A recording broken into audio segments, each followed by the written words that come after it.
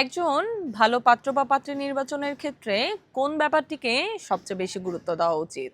আমরা অসংখ্য মানুষের কাছ থেকে এই একই প্রশ্ন পেয়েছি।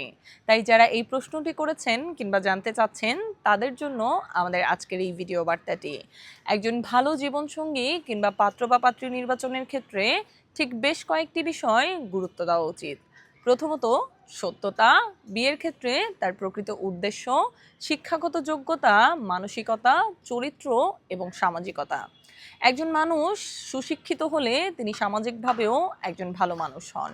সত্যতা, যে মানুষটি তার সম্পর্কিত সকল তথ্য আপনাকে সঠিক দেয় এবং যাচাই বাছাই করতে আগ্রহী থাকে, ঠিক এমন একজন মানুষকে ভালো পাত্র বা পাত্রী হিসেবে নির্বাচন করতে পারেন। এছাড়াও সামাজিকতা, মানুষ সমাজ ছাড়া কখনোই চলতে পারে না। তাই যেই মানুষগুলো সামাজিক, চরিত্র সুন্দর এবং যারা সত্য কথা বলেন তাদেরকেই জীবনসঙ্গী হিসেবে বেছে নেওয়া উচিত। বিয়ে মানেই এমন একজন মানুষের সঙ্গ যিনি ভালোবাসবেন, বোঝাপড়া থাকবে এবং বিশ্বাসের জায়গা থাকবে।